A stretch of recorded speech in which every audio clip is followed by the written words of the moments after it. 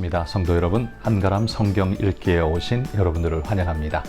자, 오늘은 분량으로는 책은 9개의 책을 읽습니다. 하지만 장수로 따지면 그렇게 많지는 않습니다.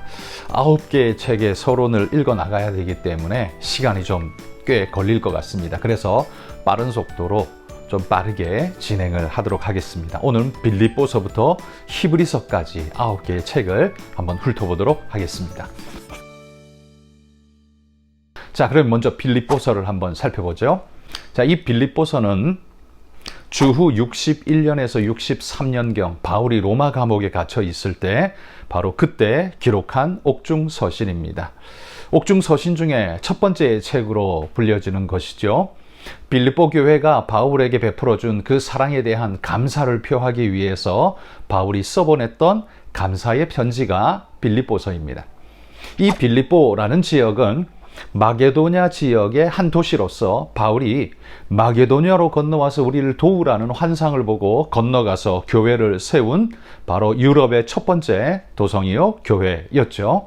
이곳에서 루디아 가정을 만나서 루디아를 만나서 회심시키고 그가 빌립보 교회의 중심축이 되고 또 빌립보 감옥의 간수장을 회심시켜서 그의 가족들이 믿음을 받아들이고 성도로 회중에 교회에 함께하는 그런 일꾼들이 되죠. 그래서 루디아 가정과 이 빌립보 간수의 가정을 중심으로 해 빌립보 교회가 시작되어졌죠. 이 빌립보서는요, 감사의 말로 써보낸 감사의 편지이다 보니까 기쁨에 가득한 모습으로 써보내고 있습니다. 그래서 이 빌립보서는 기쁨의 서신이라는 별명도 가지고 있는데요. 이 기쁨이라는 단어가 빌립보서 안에 18번이나 등장합니다. 바울은 그의 어려운 상황 속에서도 기쁨을 누릴 수 있었던 이유가 무엇인가? 그건 바로 그리스도 때문이다 라고 강조하여 설명합니다. 그리스도로 말미암아 이 하늘에 기쁨을 얻은 그는 우리의 상황과 감정에 따라 주어지는 조건적인 기쁨이 아니라 이 기쁨은 성도가 참으로 누려야 할 마땅한 하늘의 기쁨이다 라고 말합니다. 그래서 감옥 속에 갇혀 있지만 기쁨을 논할 수 있는 진짜의 기쁨의 소유자가 되었다라는 거죠. 이게 빌립보서입니다.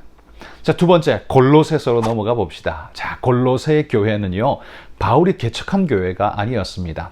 빌립보 교회는 바울이 개척한 교회이지만 골로새는 바울이 방문한 적도 찾아가 본 적도 없었던 그런 교회였습니다. 그러나 에바브라가 개척한 교회였는데 이 교회에 바울이 방문했다는 흔적이 성경 속에는 없습니다. 그렇지만 바울은 당시 여러 이단 사상과 철학이 득세하던 이 골로새 지역의 성도들에게 바른 교회를 가르쳐주기 위해서, 바른 진리를 가르쳐주기 위해서 이 로마 감옥 안에서 이 서신을 기록하여 두기고와 오네시모 편에 골로새 교회로 써보낸 편지가 바로 골로새서입니다.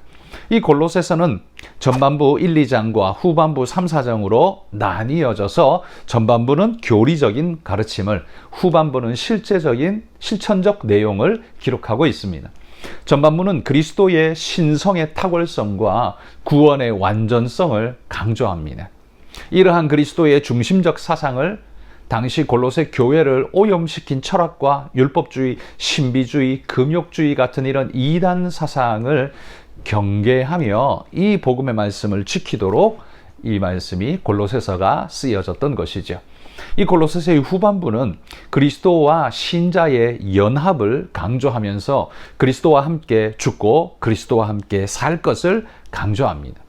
이러한 골로새서의 가르침은 다원주의의 영향으로 포용과 이해라는 미명하에서 상대적 진리가 횡행하는 오늘날의 교회 현실에 변치 않는 절대적 진리는 예수 그리스도 안에서 발견될 수 있다는 것을 확인시켜주는 메시지라고 말할 수 있겠죠. 골로새서는 우리에게 절대적 하나님의 복음의 진리를 강조함으로써 이단 사상과 거짓된 것들을 멀리하도록 우리에게 격려하고 있습니다. 자, 세 번째와 네 번째 책은 데살로니가 전후서입니다. 자, 데살로니가 전후서는요, 바울의 서신 중에 시기적으로 가장 먼저 쓰여진 기록일 거라고 추정합니다. 주후 51년, 52년경 이 정도에 쓰여진 글로 우리는 인정합니다. 데살로니가에서 발생한 소동으로 인해서 바울이 베레아를 거쳐 아덴을 지나 고린도까지 피해가게 되죠. 사도행전에 보면 그 사건이 기록되어져 있습니다. 이 데살로니가에서 피해왔지만 디모데는 여전히 데살로니가에 남아서 이 데살로니가의 소식을 바울에게 전달해 주게 됩니다. 이 고린도에 머물고 있던 바울을 찾아가서 데살로니가 교인들의 믿음과 사랑에 대한 좋은 소식을 그에게 전달해 주면서 이에 대한 반응으로 사도 바울이 감격과 기쁨에 겨워서 데살로니가 전서를 써 보내게 되죠. 그리고 그 가르침 이후에 얼마 지나지 않아서 데살로니가 후서도 써 보내게 됩니다. 데살로니가 전서는 주님의 재림을 기다리는 성도들의 올바른 태도를 강조해 주고 있습니다. 그래서 죽음과 재림에 대한 이야기를 데살로니가 전서가 강조하죠. 초대교회 성도들의 이 헌신과 공동생활은 다 주님의 재림에 근거한 소망 가운데서 이루어진 일이었습니다. 주님이 얼마 있지 않으면 곧 오실 터인데, 그러기에 우리는 함께하며 말씀을 나누며 서로 귀하게 가진 것들을 서로 나누며 주님 오실 때까지 믿음을 지키자, 이게 가능했던 것이죠. 그런데 주님의 재림이 언제 일는지, 그리고 그때의 죽은 자와 산 자가 각기 어떻게 될지에 대한 의문을 그들 안에는 여전히 가지고 있었을 겁니다. 바울은 바로 이에 대한 답을 하듯 재림의 시기에 대해서는 알 수 없지만 재림을 기다리는 우리의 자세에 대해서는 이렇게 하라라고 재림을 기다리는 성도들에게 가르치고 있습니다. 주님의 재림을 기다리는 성도는 항상 기뻐하고 쉬지 말고 기도하며 모든 일에 감사할 수 있어야 한다고 말합니다. 왜? 주님의 재림이 얼마 남지 않았기 때문입니다. 그래서 오늘 어떤 어려움과 눈물이 있어도 그런 것 우리는 넉넉히 이겨낼 수 있는 하늘의 소망을 가지고 있기 때문이지요. 기독교 재림과 종말론은요, 현재를 사는 우리에게도 매우 중요하고 큰 영향을 미칩니다.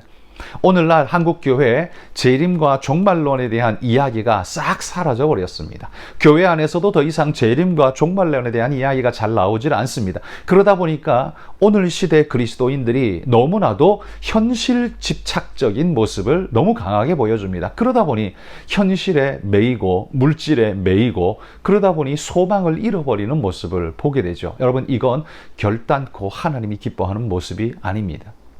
세상이 우리가 살아야 할 끝이 아니며 그 후에는 반드시 심판이 있다는 사실을 우리가 그래서 어떻게 살아야 할 것인가에 대한 깊은 메시지가 재림과 종말론 속에 있습니다. 성도 여러분, 이걸 결단코 잃어버려서는 안 됩니다. 그런데 데살로니가 전서를 통해서 종말과 재림에 대한 메시지를 전해 들었지만 이 성도들이 여전히 혼란과 두려움을 느끼고 있었습니다. 바울은 그래서 데살로니가 후서를 다시 써보내면서 다시 한번 종말의 징조와 재림의 소망에 대한 이야기로 그들에게 확신을 던져주고자 합니다. 또한 주님의 재림의 날이 오기 전에 있을 징조들을 설명함으로써 주의 날이 이미 시작되었다라는 극박한 종말론의 이 이단자들, 이 열광적인 이단자들을 물리치고 정상적인 삶을 살며 주님 오실 때를 기다리라는 메시지를 사도 바울은 경고하고 있죠. 종말과 재림에 대한 불안감을 느끼면서 여러 잘못된 가르침에 흔들리고 있는 이 데살로니가 교회 성도들에게 바울 사도는 사도들이 가르쳤던 그 귀한 말씀의 전통을 잊지 말고 굳건히 따르고 지키라고 당부하고 있습니다. 데살로니가 전후서는 그러니까 재림과 종말의 때를 바라보는 그리스도인들이 어떻게 살아야 할 것인가 라는 사실을 우리에게 강조해주는 메시지로 우리가 받을 수 있을 겁니다. 자, 이제는 디모데 전후서를 살펴봅시다. 자, 디모데 전후서는 바울이 자신의 동역자인 또 믿음의 아들이라고 불리는 디모데에게 써보낸 목회 교훈서이자 어떻게 목회를 이끌어갈지 지침서라고 말할 수 있는 서신입니다. 그래서 디모데 전후서와 디도서 이 세 가지의 책을 우리는 목회서신이라고 부릅니다. 목회자에게 목회의 본질과 어떻게 행할지를 가르쳐주는 목회 지침서이기 때문에 우리는 목회서신이라고 부릅니다.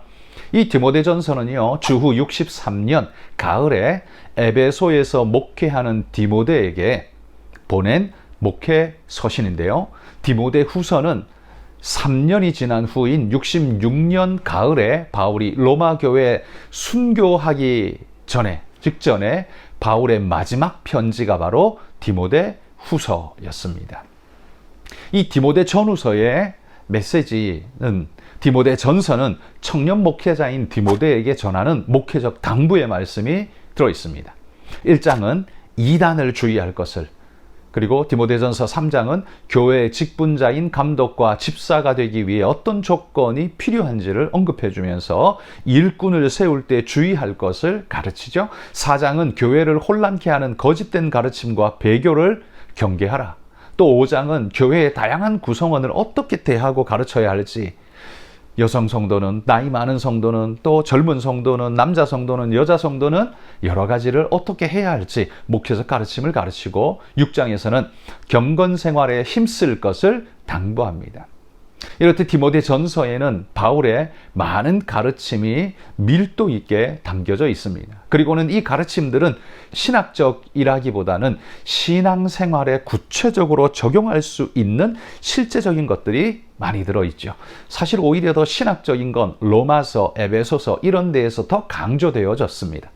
디모데전후서 목회 지침서는 어떻게 할지에 대한 지침의 서신이기 때문에 좀 더 실제적인 내용이 바로 이 디모데전후서에 깔려있는 메시지의 모습이죠. 자, 디모데 후서는요, 로마 감옥에서 죽음을 예감한 사도 바울이 디모데에게 유언처럼 남긴 바울의 마지막 서신입니다. 그렇기 때문에 바울은 현재의 시점을 인내하라고 권면하면서 닥쳐올 미래의 시험을 견뎌내라 라고 당부합니다. 자신도 죽음 앞에 놓여 있음을 자각하지만 그 모든 이들에게 주님 만날 마지막 순간이 올 때까지 우리는 오늘을 지켜가야 한다는 사실을 강조하죠. 박해와 환란이 점점 거세지는 상황에 디모데와 교회를 남겨두고 떠나야 하는 바울의 무거운 마음이 느껴지는 서신이 바로 이 디모데 후서입니다. 바울이 전제와 같이 자신이 부음이 되었다, 이런 표현을 씁니다. 전제는 하나님 앞에 올려드리는 제사 예식에서 마지막 예식입니다. 밥을 먹고 난 다음에 마지막 잔을 들듯이 하나님 앞에 마지막으로 부어드리는 제사로서 마무리를 하는 그 마지막이 전제의 제사인데요. 바울이 자신을 가리켜서 이와 같이, 전제와 같이 내가 하나님 앞에 드려졌다, 이런 표현을 씀으로써 자신의 생명이 이제 마지막에 다다랐음을 그렇게 스스로도 직감하고 바울에게 이 서신을 쓰면서 마지막 당부를 남기는 거죠. 그래서 이 디모데 후서는요, 마지막을 준비하는 메시지로서 사명자는 군인, 경기자, 농부처럼 자기 삶에 매여서는 안 되고 올인해야 한다라는 걸 강조하죠. 그리고 승리하기 위해서는 반드시 정해진 규칙을 따라 전진해 나가야 한다라는 것을 당부합니다. 또한 하나님께 귀히 쓰임받는 그릇이 되기 위해서는 항상 스스로를 깨끗게 하고 거룩을 지켜나가야 한다라는 걸 강조합니다. 특별히 하나님의 일꾼으로 쓰임받는 디모데와 목회 후배들에게 스스로를 깨끗게 하고 자기 자신을 거룩하게 지켜나가는 일이야말로 사역에 있어서 매우 중요한 일이라는 것을 사도 바울은 목회 후배자들에게 가르치고 있는 거죠. 이게 바로 디모데 후서입니다. 그 다음엔 디도서가 나오는데요. 디도서 역시 바울이 그레데 섬에 남겨놓고 목회하도록 남겨두었던 디도에게 보낸 목회서신입니다. 주후 63년 가을에 마게도냐에서 디모데 전서를 써보낸 다음 얼마 지나지 않아서 이 그레데의 디도에게 디도서를 써보냅니다. 그래서 앞의 편지와 뒤의 편지가 목회서신으로 비슷한 유형을 띠고 있죠. 목회적, 그런 마지막에 목회적 생각을 더 강하게 바울이 했던 것 같습니다. 이 디도가 목회하는 이 그레데 섬이란 해상 무역이 발달한 전략적 요충지로서, 자, 전략적 요충지, 경제적 부요, 이게 뒤따라오죠. 그리고 경제적 부요는 반드시 도덕적 타락을 항상 동반했습니다. 이곳은 그리스인뿐만 아니라 헬라인뿐만 아니라 로마인, 유대인들이 혼재되어 있었고 이로 인해서 매우 혼란하고 불안정한 그런 지역이었습니다. 게다가 그레데인에 대한 평판은 모든 사람들에게 아주 좋지 못했습니다. 이 디도서 1장 12절에 보면 이런 표현이 나옵니다.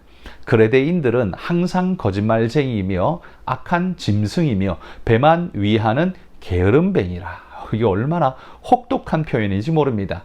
그레데인들은 항상 거짓말쟁이이고 악한 짐승이고 배만 위하는 게으름뱅이라. 그런 환경에서 목회하는 디도에게 바울은 믿음만큼이나 행함이 중요하다고 강조하면서 특별히 선한 일, 좋은 일에 힘쓸 것을 여러 번 강조합니다. 우리의 모든 죄와 악에도 불구하고 예수 그리스도는 십자가에 자신을 내어주며 우리를 구원하셨는데, 그러므로 그런 은혜를 덧입은 우리가 배만 아는 그 게으름뱅이, 그런 거짓의 자들 그렇게 살아서 되느냐? 절대 불가하다는 걸 강조하는 거죠. 그래서 디도를 통해서 그 백성들에게 우리가 하나님 백성 되어 선한 일에 열심을 내며 살아야 할 것을 사도 바울은 디도에게 가르치고 강조하고 있는 말씀입니다. 자, 그 다음에 빌레몬서로 넘어가 보죠. 빌레몬서는 바울이 로마 감옥에 있었던 61년에서 63년 그때에 기록한 서신입니다. 이 바울과 디모데는요, 함께 빌레몬서를 써서 보내게 되는데 빌레몬에게 써보낸 편지입니다. 근데 이게 개인의 이름이긴 한데 개인에게만 염두를 둔 게 아니라 그의 아들 아키포에게도, 그리고 빌레몬의 집에서 모임을 갖는 모든 성도들, 그러니까 빌레몬의 집은 그 당시 교회였었는데요, 거기 모이는 성도들에게 이 말씀을 함께 나눔으로써 신앙의 도전과 가르침의 메시지를 전하고자 했습니다. 빌레몬에게 바울은 두 가지의 부탁을 그 서신에서 하고 있는데요. 첫째는 자신이 나중에 방문할 텐데 숙소를 마련해 주면 좋겠다라는 첫 번째 당부와, 두 번째는 죄를 짓고 도망친 당신의 종 오네시모를 용서해 줬으면 좋겠다. 그래서 내가 그를 당신에게 보냅니다. 이렇게 정중하게 바울은 표현하고 있습니다. 바울 사도는 자신이 사도이지만 빌레몬에게 정중한 부탁으로 부탁하면서 오네심으로 인한 혹시나 당신에게 경제적 손실이 있다면 내가 그것을 갚겠습니다 라고까지 말하면서 오네시모를 구하기 위한 빌레몬의 마음을 얻고자 하는 이 바울의 노력이 엿보입니다. 바울의 이러한 태도는요, 그리스도 안에서 구원받은 성도들이 공동체의 형제 자매들을 어떻게 대해야 하는가, 사회 속에 나뉘어져 있는 주인과 종, 주종 관계, 머리 된 자와 꼬리 된 자의 이런 관계, 이런 것에 여전히 우리가 매일 것인가? 아니다라는 거죠. 그리스도 안에서 구속함을 입은 우리는 한 형제 자매로서 서로가 서로를 사랑하고 위해주고 세워줌으로써 그 하나님의 귀한 사역을 만들어가는 동역자라는 사실을 바울은 이 빌레몬서를 통해 강조하죠. 당시 사회 제도와 문화 아래에서 종일 수밖에 없었던 오네시모는 신분 차이로 인해서 바울과 빌레몬과는 결코 형제가 될 수 없는 존재였죠. 시대 사회는. 그러나 더군다나 거기에다가 죄를 짓고 도망친 죄수였으니, 그가 도망자였지만 예수 믿고 변화된 그 오네시모를 바울은 형제로서 동등하게 받아주기를, 왜?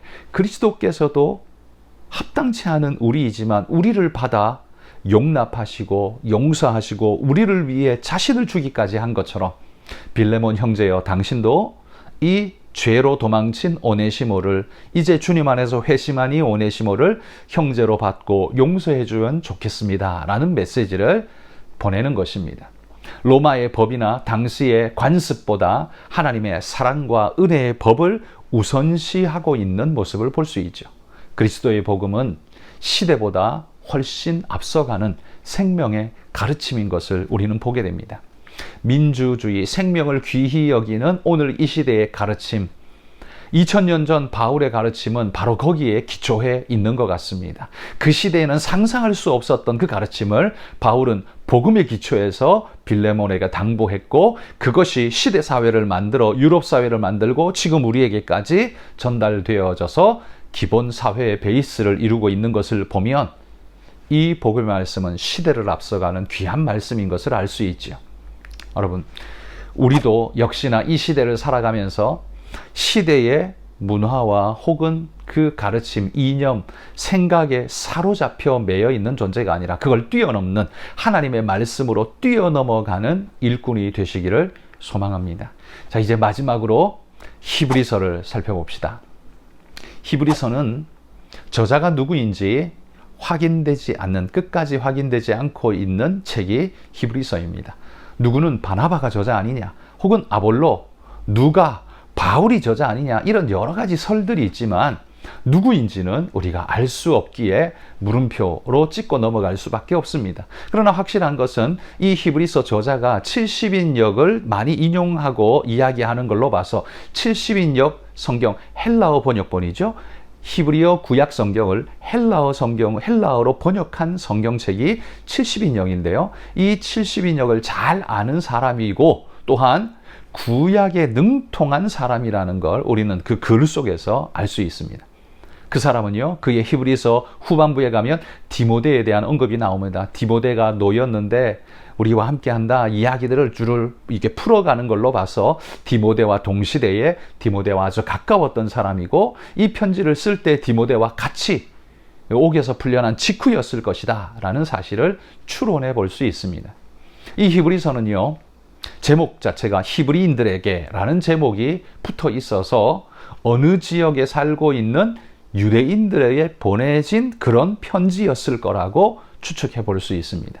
그리고 그 당시 수신자들은 상태가 심하게 신앙의 핍박을 당하고 있었고, 이 편지는 그런 이들에게 위로와 확신을 주면서 이겨내도록 격려하고 있는 메시지가 히브리서입니다. 이런 핍박은 아마도 유대인 사회에서 기독교로 개종한, 유대교에서 기독교로 개종한 이 사람들에게 주어진 그런 핍박일 것으로 우리가 서신을 볼 때 느껴집니다.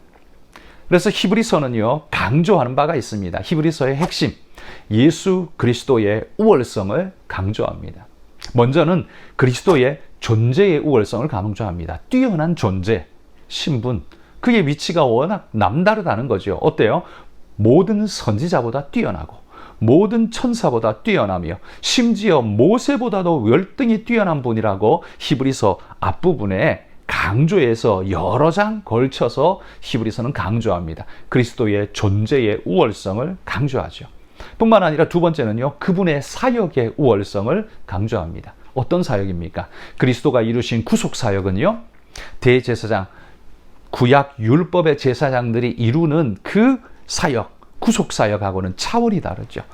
인간 대제사장이 할 수 있는 건 단 한 번, 한 번의 죄를 단 한 번, 그리고 또 죄를 지면 또다시 해야 되는, 반복할 수밖에 없는, 그리고 그 제사장은 인간이기에 자기를 위해서도 속죄를 먼저 해야만 하는, 그리고 그도 인간인지라 죽을 수밖에 없는 갈리어지는 존재라고 성경 그렇게 표현하죠. 이런 존재. 그런데 그리스도는 어떻습니까? 영원한 제사장이 돼 그의 제사는 영원한 제사이고 완벽한 제사이며 다시 할 필요가 없는, 그러나 그는 죄가 없으시기에 자기를 위한 속죄가 필요치 않고 또한 죽지 않으시기 때문에 영원한 제사장이라는 사실을 강조하고 있습니다. 그래서 그분이 이루시는 구속의 완성은 단 한 번으로 영원을 책임지는 사역의 우월성, 그 어떤 것과도 비교할 수 없는 우월한 분이라는 걸 강조합니다.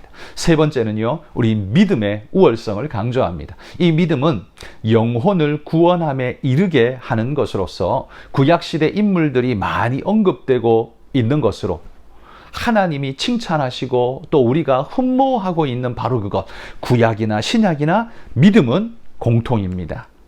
구약은 율법, 신약은 복음, 이래서 우리가 너무 나누기를 좋아하는데 그건 주어진 말씀의 장치가 그랬다는 거고, 그러나 여기에도 저기에도 하나님이 공통적으로 우리에게 주시고 또 그 안에 관통하며 흐르고 있는 건 믿음입니다. 믿음. 아브라함 때에도 믿음으로 구원받고요, 지금 우리도 믿음으로 구원받습니다. 그래서 바울 사도가 로마서에서 그렇게 강조했던 것이 믿음 아닙니까? 그러므로 이런 우월한 신앙을 소유한 우리가 무엇을 두려워하고 어디로 피하겠는가라는 거죠. 히브리서가 그걸 강조하는 겁니다. 지금 기독교 신앙으로 돌아온 그들이 공격을 자꾸 받으니까 이거 별것 아닌가 보네. 유대 율법으로 돌아가야 되나? 라고 고민하면서 돌아간 사람, 돌아가려고 생각하는 사람, 마음에 도전받는 사람, 이런 사람들에게 지금 히브리서는 강조하며 보여주는 겁니다. 너희가 율법이 우선인 것처럼 생각하느냐? 그건 복음 앞에 아무것도 아니다 라는 사실을 그리스도의 신분의 우월성, 그분의 사역의 우월성, 믿음의 우월성을 통해서 강조하면서 그들에게 가르치죠. 그래서 돌아가는 건 가장 어리석은 일이다 라는 사실을 강조함으로써 그들을 붙잡아주는 말씀이 히브리서입니다. 자, 오늘 책이 9권이나 되기 때문에요, 제가 빠르게 달렸습니다. 여러분, 머릿속에 남은 것이 있을까 걱정됩니다만, 한 서신을 읽을 때마다 여러분 이 영상을 그 설명 부분만 보고 중단하셨다가 또 설명 듣고 또 뒤에 책 읽고 또 설명 듣고 뒤에 책 읽고 이런 식으로 중단하고 다시 읽고 중단하고 다시 읽고 하면서 가면 조금 더 도움이 되지 않을까 싶습니다. 자, 오늘 우리가 살펴본 이 책들은 빌립보서 4장, 골로새서 4장, 데살로니가 전서 5장, 데살로니가 후서 3장, 디모데전서 6장, 디모데 후서 4장, 디도서 3장, 빌레모서 1장, 히브리서 13장, 도합 43장입니다. 책은 9권인데요. 총합 책은 장수는 43장밖에 안 됩니다. 많지는 않습니다. 그래서 우리는 매일 6장씩 읽으시면 충분히 소화할 수 있습니다. 자, 이제 오늘 우리가 이번 주간 읽고 나면요, 이제 한 주간 마지막 남았습니다. 우리가 올해 계속해서 달려왔던 바 신구약 성경 읽기를 이제 다음 시간으로 마무리하는 대장정의 마지막 시간인데요. 여러분 끝까지 포기하지 말고 열심히 끝까지 달려오시기를 축복합니다. 자, 그러면 이제부터 빌립보서부터 히브리서까지 읽어가 보도록 하겠습니다.